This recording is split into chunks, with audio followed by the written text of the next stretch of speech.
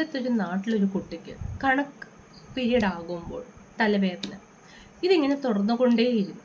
കുട്ടിയെ വിളിച്ച് പ്രധാന അധ്യാപകൻ ചോദിച്ചപ്പോൾ കണക്ക് കാണുമ്പോൾ തന്നെ, അഥവാ മാത്തമാറ്റിക്സ് കാണുമ്പോൾ തന്നെ കുട്ടിക്ക് മടുപ്പ്, ക്ഷീണം, തലവേദന, വെറുപ്പ്, എനിക്കതിൽ തലയിൽ കയറില്ല എന്ന് കുട്ടി പറഞ്ഞപ്പോൾ ആ അധ്യാപകൻ ഒരു നിമിഷം വല്ലാതായിപ്പോയി.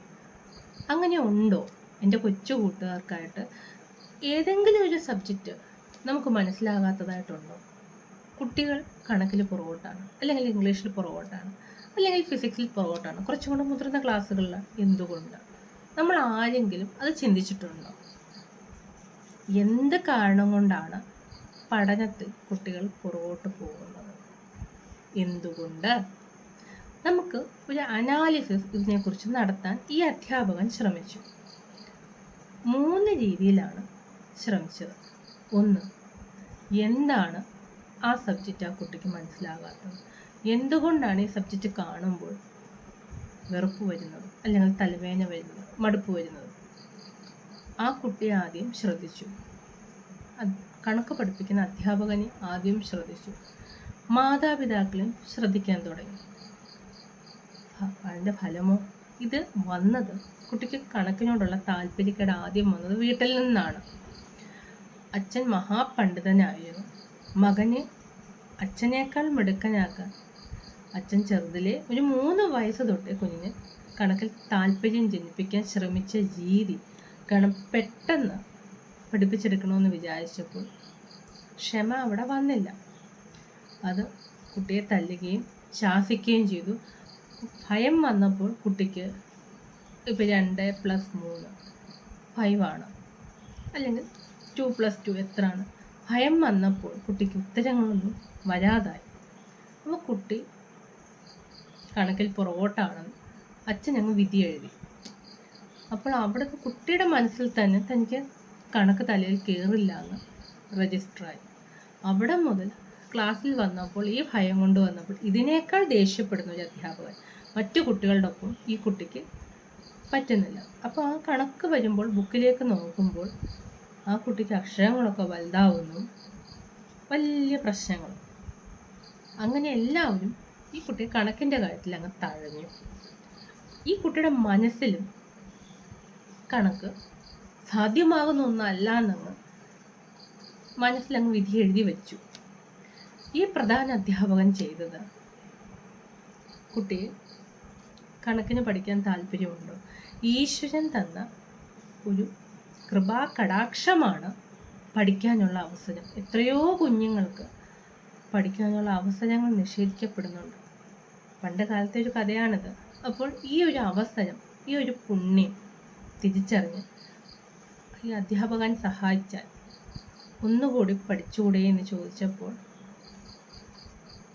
എനിക്ക് ഒറ്റയ്ക്ക് സ്പെഷ്യൽ ക്ലാസ് എടുത്തു തരുമെന്നായി കുട്ടി. അധ്യാപകൻ സമയം അതിനായി തിരഞ്ഞെടുത്തു, സഹായിക്കാമെന്ന് പറഞ്ഞു.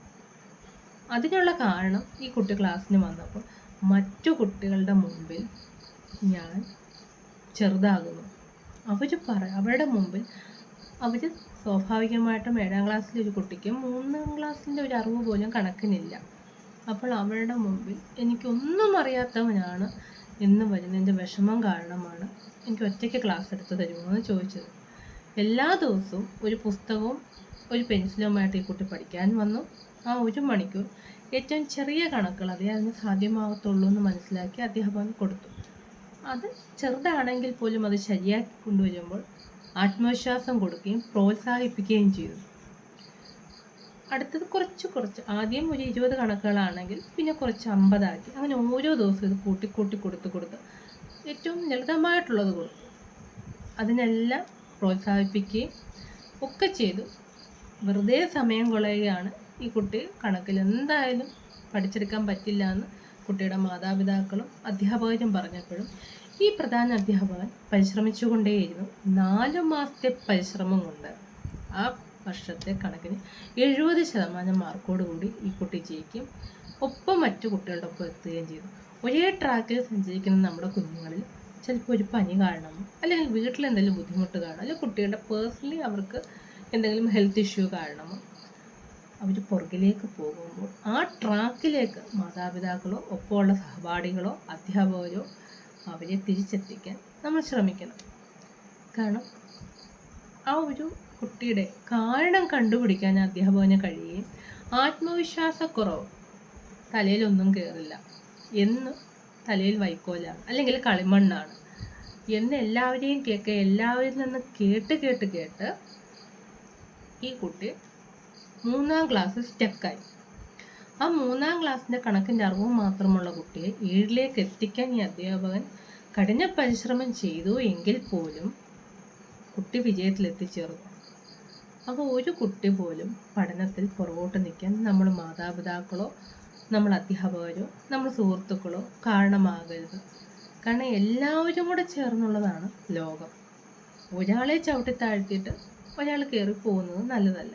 അങ്ങനെ ആരും ഇന്ന് ചെയ്യുന്നുമില്ല. നമ്മുടെ കുഞ്ഞുങ്ങളെല്ലാം ജീവകാരുണ്യവും മനുഷ്യത്വമുള്ള കുട്ടികളാണ് നമ്മുടെ കുഞ്ഞുങ്ങൾ. അങ്ങനെ ഏതെങ്കിലും വിധത്തിലുണ്ടെങ്കിൽ താഴേക്ക് പോകാൻ നമ്മളെല്ലാവരും ഒന്നിച്ച് നമ്മുടെ കുഞ്ഞുങ്ങളെ മുകളിലേക്ക് കൊണ്ടുവരണം. അപ്പോൾ ഒരു സബ്ജക്റ്റ് ഒരു കുട്ടി പഠിക്കാൻ താല്പര്യക്കുറവോ അല്ലെങ്കിൽ എന്താണ് പെട്ടെന്ന് പുറകിലേക്കാകുന്നു എന്ന് നമ്മൾ നോക്കിയാൽ കൃത്യമായ പരിശീലനവും ആ സബ്ജക്റ്റിനെ കുറിച്ച് നന്നായിട്ട് അറിയാവുന്ന ഒരു വ്യക്തിയിൽ നിന്നും കുട്ടിക്ക് പരിശീലനം കൊടുത്താൽ മറ്റു കുട്ടികളോട് ഒപ്പം തന്നെ നമ്മുടെ കുഞ്ഞുങ്ങളെത്തും.